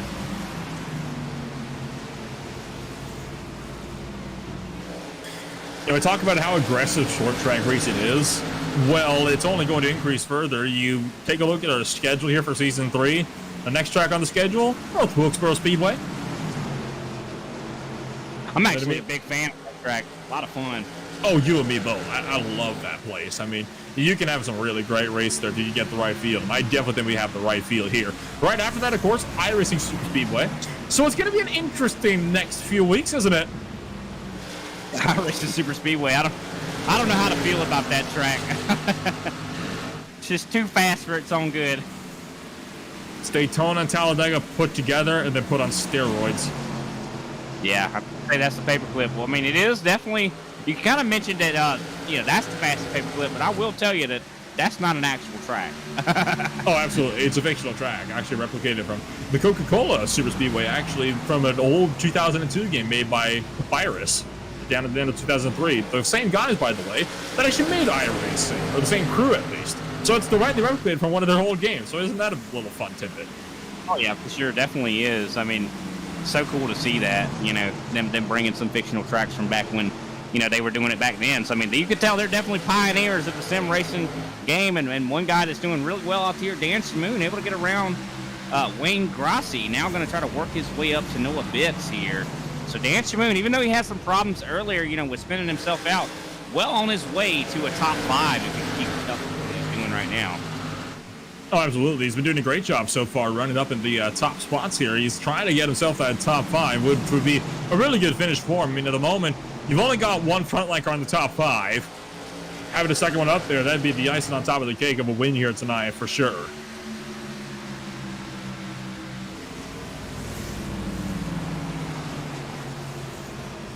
And definitely a lot of hurt cars out there, I feel like, though. I mean, we kind of saw, a lot more competition, I'd say, going on a little bit earlier in the race. I think a lot of these guys, like I said, think they have some hurt cars. And, you think at a short track you could have a hurt car and still be able to really compete out there. Well, like you said, I mean, at the end of these Whoa, way in the back. Sorry, Brian Johnson just made one heck of a dive bomb on Keenan Massey. Tried to throw it at the inside of the 47 car. Ended up rubbing him up into a lane up, but managed to somehow not get around him and hold steady. Definitely, you know, from that move, he's going to be under fire now from Clayton Hoffman, who's right there waiting in the wings for something to happen here, considering you did say, I do believe that he is the top of the leaderboard when it comes to championship points. That is correct. Currently leading the Cup Series by 54.5 points coming into today. Of course, looking over to the Super Cup Series standings, 188 there. So Hoffman, shall we say, is the man to beat at the moment. Well, it doesn't seem like maybe this is necessarily his track. I mean, he's been doing good, but he hasn't been standout good here tonight. So I feel like, you know, maybe, you know, just going to be one that he's going to try to keep his head down, get a, you know, decent finish to maybe try to keep that points lead.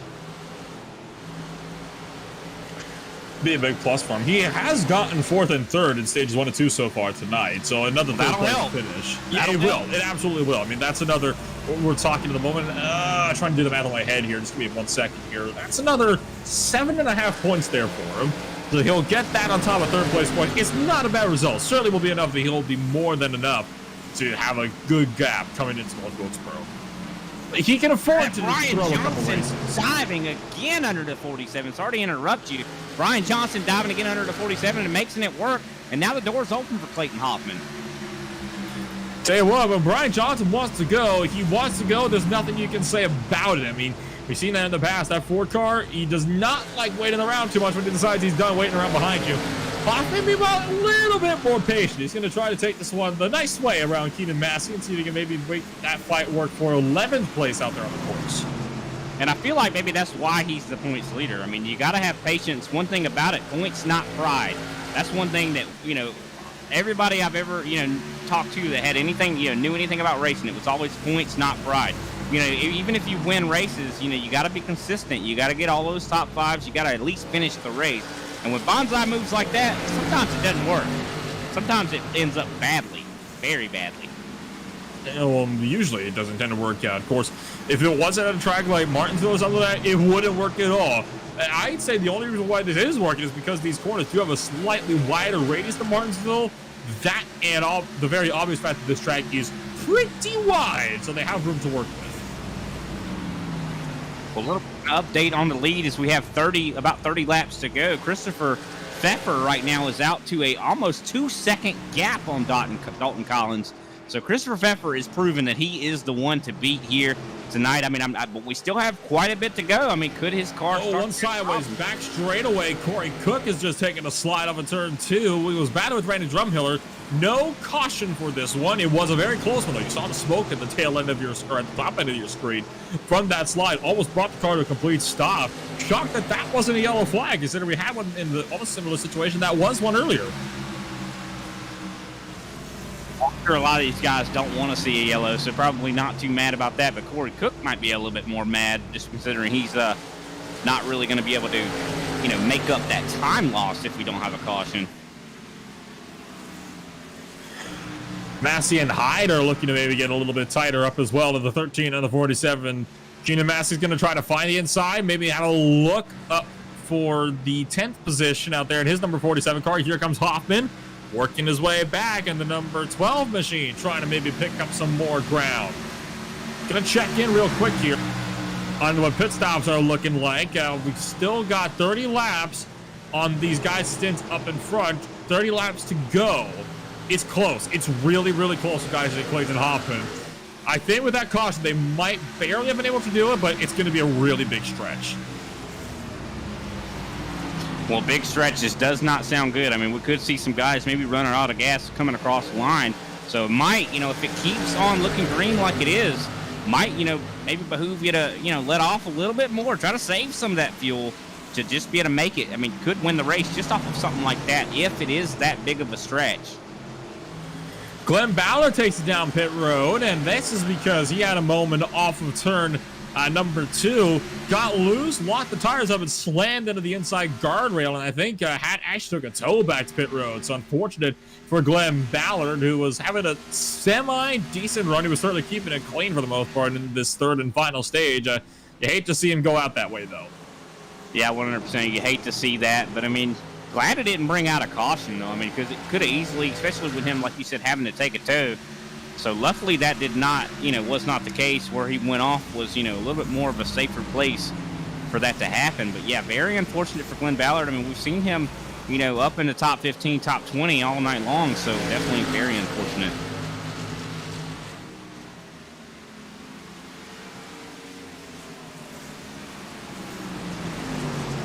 Up front, battle is on third. Yeah, it is. Sure is. I was getting ready to say there's a lot of single file going on out here. But yeah, Braxton DeWitt and Noah Bitt's fighting right now. Noah Bitt's starting to come alive here. I think he was one of those guys you kind of mentioned earlier about maybe not being so good on the short run, but that long run, he seems like he has got a good car. Trying to regain the third place where he started tonight's event from. He's currently down in fourth. DeWeese holding the last step on the podium. Of course, Braxton DeWeese starts to slide back a little bit more. Noah Bitts gets the run on entry, but like we've seen so often today, he will not be able to get that drop on him on the exit. That will still belong to the number 3 car of Braxton DeWeese. Yeah, but Noah Bitt's not giving up. He's definitely, like I said before, this is a process.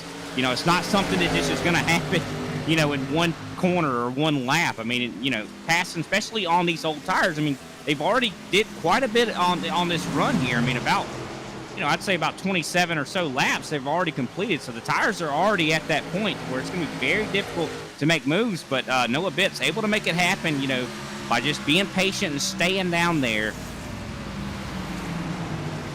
Look at Dan Shamoon starting to get a run up here to Chad Sullivan. This is going to be a good 4-car battle right here. I mean, Noah Bitts, Braxton DeWeese, Chad Sullivan, Dan Shamoon, all very fast drivers. I think we're going to see a heck of a battle right here. Could be seeing one heck of a battle indeed. Sullivan tries to get the run off of turn 4, but he just cannot get close enough. Braxton DeWeese trying to find the inside of Biff behind. He saw Shamoon with another look. It's a 4-car blanket at the moment. Third on back through 6th. All trying to go for it at the same time. And this is what you love about it, man. This is when it gets fun. The intensity's rising. We're getting close to 20 laps to go. I mean, this is when it's really going to be for all the marbles. These guys got to put on, do whatever they can to get these points.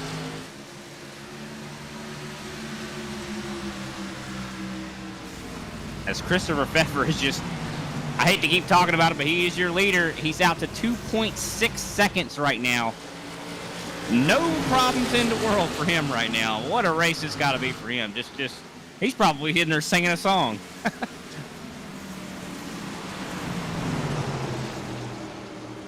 Up to the wall goes Chad Sullivan to the inside. Dan Shamoon trying to go for 5th, but bubbles on the power.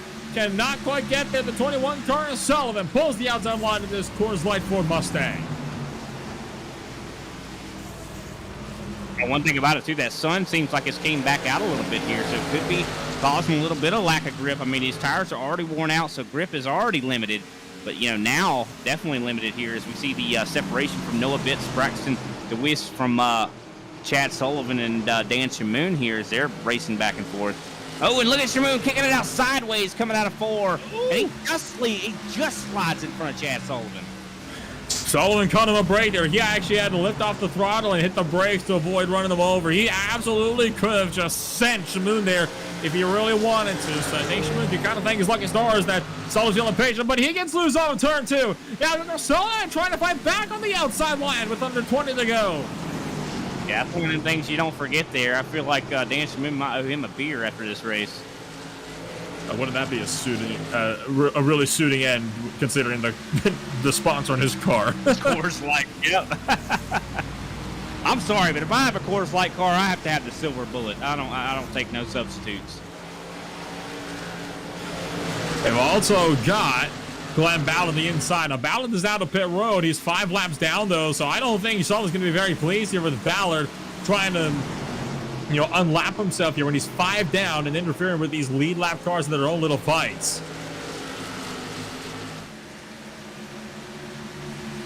Yeah, definitely could cause a problem. Hopefully, Glenn is respectful and gives these guys room. But, he does, if he's so far down lap-wise, I mean, there's no real point. I mean, I don't think he's going to, even if he does unlap himself, it's not going to mean much considering how long we had to go left in this race. I mean, even if, there's no way he's going to get enough cautions to get back on the lead lap. Considering, we're getting closer and closer. I believe we have like 17 to go right now.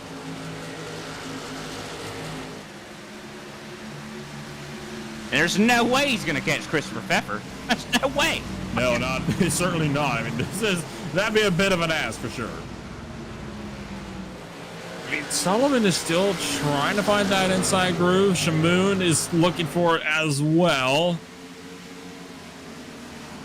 Oh my goodness, this is going to be a bit interesting here to see quite a few of these guys are still trying to work with it throughout the entirety of this run. I mean, I'm not sure how this exactly could play out in the end. I mean, up front, don't get me wrong, Pfeffer pretty much has this one locked down. Dalton Collins is still fading back, and there's almost no chance of him catching him. The real question is on fuel. For sure. I mean, we could see, Pfeffer actually run out, or he could decide to maybe take a pit trip to pit lane. I mean, curious to see. I mean, if he's got that lead like he's got, that means he's been burning a lot of gas. Well, that's the thing. New Hampshire is not so much a drafting track. It's all about power, right?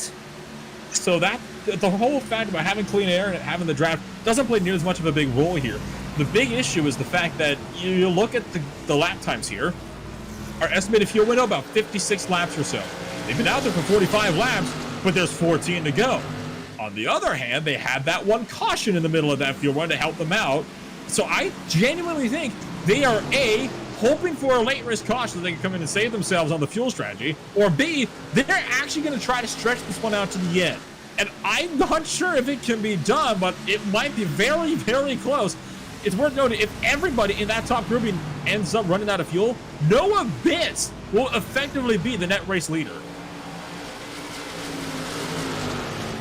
I mean, yeah, I definitely understand that Chris Pfeffer probably doesn't have the advantage because of draft or anything at this racetrack for sure. But I think the reason he's got such a lead right now because, like you said, on throttle time and stuff like that is going to equate to more fuel consumption. So I feel like that's really what's going to hurt him. But you're right. I mean, I think a lot of these guys could be in danger of losing gas or, losing power to their cars just from, we could see some stuttering and stopping there. And it would not be good. So what if someone, who has maybe been saving or something might come out here and do something? We never know. What if somebody wins on a fuel mileage race? I mean, I love races like that.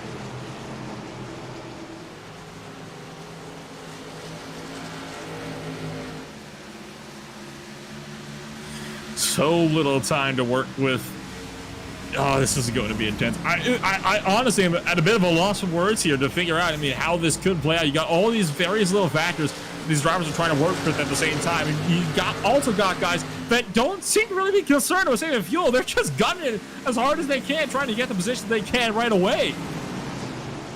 Yeah, I think they still are holding out for that late race caution, which, at these short tracks, it's very likely it could happen. There's a lot of lap traffic being involved, having to scoot through that, just like we saw earlier with Glenn Ballard trying to get his lap back after pitting. Things like that could easily spell disaster, could cause the caution. One guy could just even spin out, get on it a little too hard. We've already seen that a couple times this race.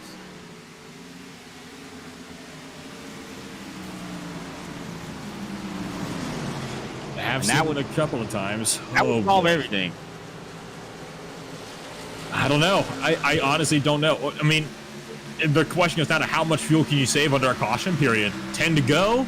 Their fuel theoretically runs out in 6 laps if they were running them flat out. They'd be 4 laps shy, but again, that caution period, that might have been their saving grace about 50 laps ago. I sure do hope so, for their sake.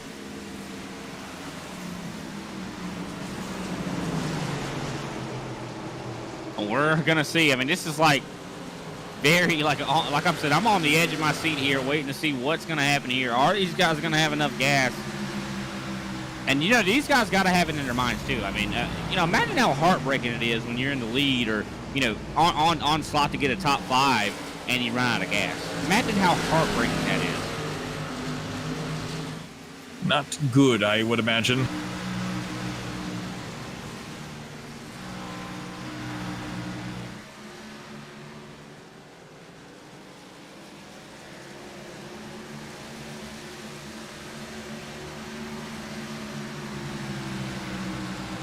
But Clayton Hoffman, I mean, you know, your points leader doing pretty good right now, has worked his way up to 8th.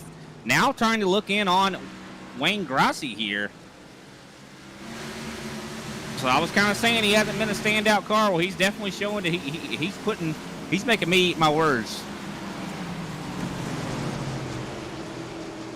7 to go. Crunch time has arrived.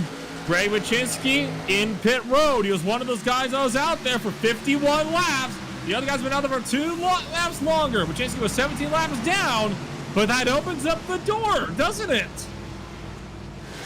That makes me think these guys are going to have to pit. I mean, if he only, you know, pitted because he had it, well, yeah, I don't think they're going to make it. Do you? I honestly don't know.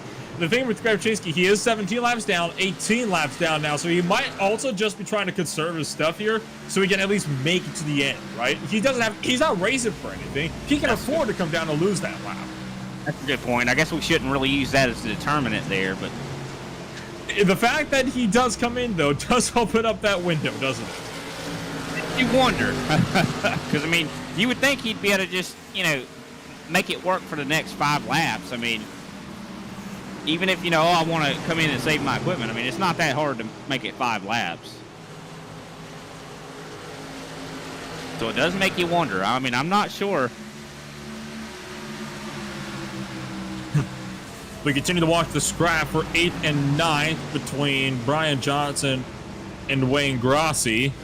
This is going to be tight here with a lot of these guys out here. I honestly don't know how this could play out for a lot of these guys. I mean, I'm going to keep my eyes on the lead and just watch that battle on our little production we got here, because I want to watch to see any sign of sputtering from Christopher Pfeffer up in front. I feel like some of these guys have already been saving, to be honest with you. Because, I mean, you see Clayton Hoffman, he's driving through the field right now, catching up to Chad Sullivan. He's been making passes left and right.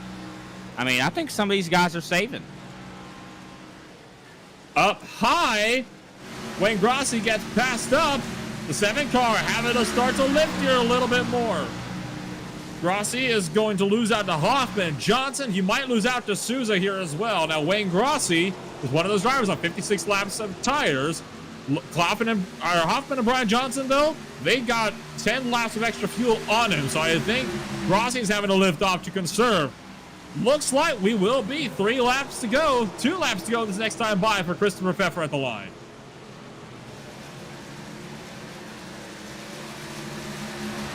I don't know. It's going to be tough, but I feel like he might have enough of a gap. If Dalton runs out of gas and he runs out of gas, I think he might be able to coast there if he makes it to the white flag. It'll be close. It'll be very, very close. 58 and a half laps now. We're, at this point, past the estimated fuel window.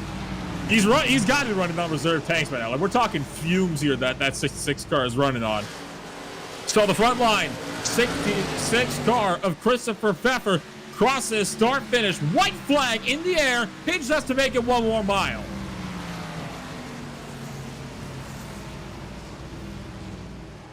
He's got a 3-second gap. Yeah, that's what I'm saying. I think if he runs out of gas in 4, I think he can still coast to the win. Half lap to go to the 3 and 4. Does he have enough? Christopher Pfeffer is going to get on that power out of turn number 4. He does have enough. Christopher Pfeffer wins it from New Hampshire. I can't wait to talk to him to see how much gas he had left. Dalton Collins will pick up second place. Bitts will be sitting in third, and the rest of the field will come through behind. But, wow, what a race. I never thought this race would end on the fuel mileage. I'm going to be completely honest with you. What a race. 100%. I definitely did not think it was going to. I didn't think they were going to be able to make it further than their, like you said, the estimated. So I feel like some of those guys were saving. I mean, they had to be, unless you said that caution might have been the determining factor also. It most likely was. It was almost certainly that caution that helped save them. We'll have to get confirmation of that from Pfeffer in just a few moments, but for now, let's take a run at your post-race results. Christopher Pfeffer wins the race, holds off Dalton Collins, who is the most spots gained on the night, plus 20 for a second place finish. Noah Bitz sits in third with Braxton Deweese in fourth, Ganjamu in fifth, Chad Sullivan in sixth, Clayton Hoffman seventh, Brian Johnson in eighth, Wayne Grossi ninth, Keenan Massey rounds out the top 10 with Jeffrey Susan 11th, Chuck Sweden in 12th, Kenny Powell 13th, Chris Johnson 14th, with Roy Hyde rounding out the top half of your field, Brian. Gil Gock going to take over 16th. Randy Drumhiller in 17th. Austin Greer in 18th. Will Barrow 19th. Corey Cook in 20th. 21st, Paul Olson. 22nd, Glenn Ballard. 23rd, Matthew McMeekum. 24th is Greg Wachinski. And 25th, Channing Balu. 26th, Philippe, I'm not even going to try. 27th is John Mullins. 28th is Tom Wiegent. I do believe wrapping up our field, 30th, Travis Manning, and 31st, Chuck Phillips. Neither driver starting the race or setting qualifying laps. Unfortunately for both of them, they were not able to join us here tonight. What a race, though, for your runners up here. So we will start to bring up your top three drivers on the podium. And, well, let's kick things off here. We'll start from the bottom. We'll work our way up. So we'll start it off here with Noah Bitz. Noah, you bring it home here, third step on the podium. Certainly not a bad run for you at all tonight. No, honestly, I got lucky with my strategy there at the end. But yeah, best finish I think so far of the season, so I'm pretty happy with that. That's certainly a good finish for you tonight. Talking about some of the challenges in New Hampshire Motor Speedway, we noticed a lot of drivers are starting to struggle with a lot of loose cars towards the very end, and then even tightness at the later end of the runs as well. So what do you think kind of sets New Hampshire apart from a lot of the other guys out there? Well, I had a little bit fresher tires than the other guys that were in front of me, so I got up through the field pretty fast, so that helped out. But yeah, it was crazy loose. Even with the newer tires on, I couldn't catch those guys up front. So we take a look forward here. North Wilkesboro Speedway. So we're going to downsize a little bit more. We move from a very long track down to this 1 mile oval, and we're going to go into half a mile just next week. So what do you think you're going to be having for us here on our first short track race on the season? Well, it's probably going to be a little bit of the same as tonight. This track drives a lot similar to other short tracks. It's going to be very loose. It's going to be hard to keep it under control. It's going to be a lot of fun. That should be a lot of fun indeed. A lot of people like North Wilkesboro Speedway, and I think the praise is well deserved. Well, before I let you go then here, Noah, anybody would like to shout out for your number 87 machine? Just, whoever's watching, you guys in the booth, everyone who's in the race. It's been a good night. And we're coming up and joining us, Mr. Noah Bitz. Congrats on the third place finish, and best of luck next week in North Wilkesboro. Thank you, sir. Hope to talk to you next week. That was Noah Bitz, your third place finisher. Going to continue to move things on down the line. I'll pass it off to Brian Britton, who is standing by with Dalton Collins, along with, in just short order, Christopher Pfeffer right after. Sir, Mr. Dalton Collins, long time no talk. How are you doing, my friend, after that second place finish?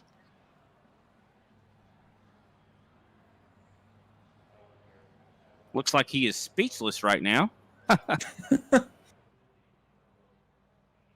So speechless, he has now left the podium. Oh, and he's back, I think.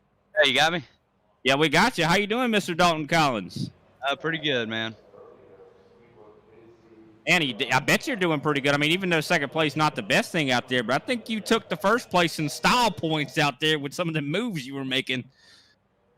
Oh, yeah, man. Just you just got to go somewhere when it's congested like that. So pick the apron. So that was the best option for me. So just trying to be a wild man out there, I guess. Just trying to not wreck anybody while being stupid. So yeah, just trying to make moves and just go where they weren't. Well, I feel like it's not stupid if it works. That's for sure. And it was working for you. I mean, what does it take to go down on the apron like that? I mean, I've never seen anything like it. I mean, what do you have to, what's your main concern when you go down there? Do you feel like you're loose? Really, just a good car. I mean, this is the same car myself and Pfeffer. Really, the same car that was ran in the Coke race on Tuesday.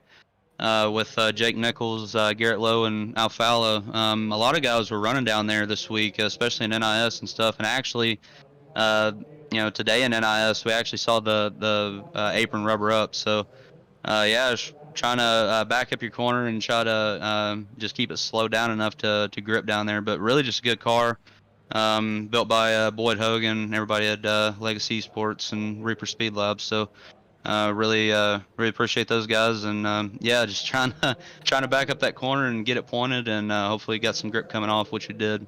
At the first stage there, second to third, I really kind of missed it on the adjustments, but yeah, all in all, good day, just second place.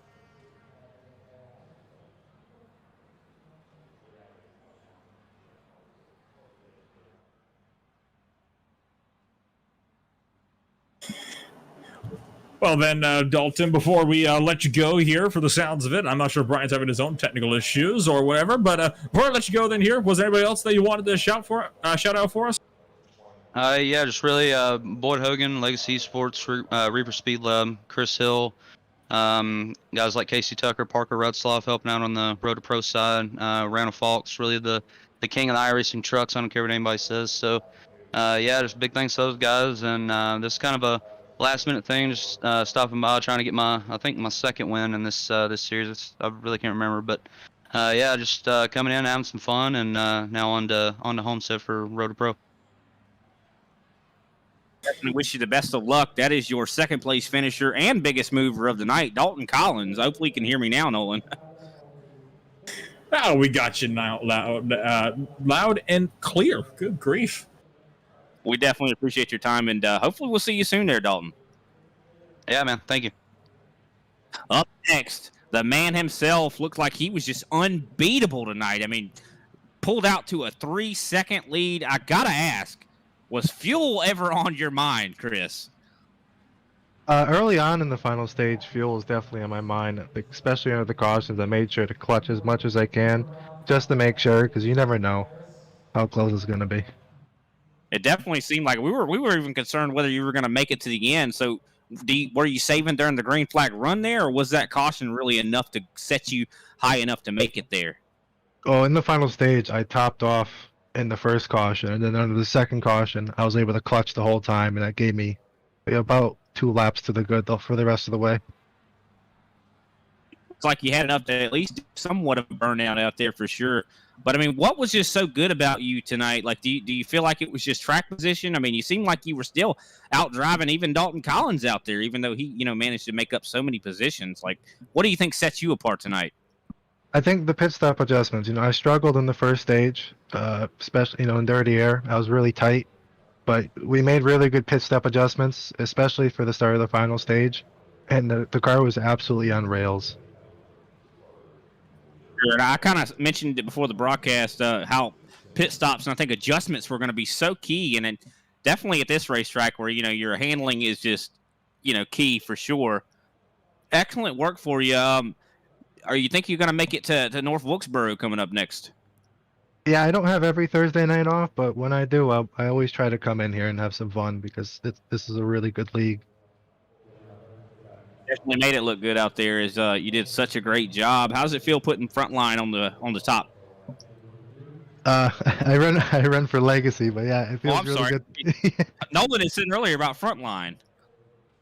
No, it's probably the Abruzzi sponsors. I do apologize about that. That's my fault. No, it's always good it's always good to get the Legacy car in top. Boyd Hogan deserves all the credit. He builds amazing cars all the time. He literally puts his life into this.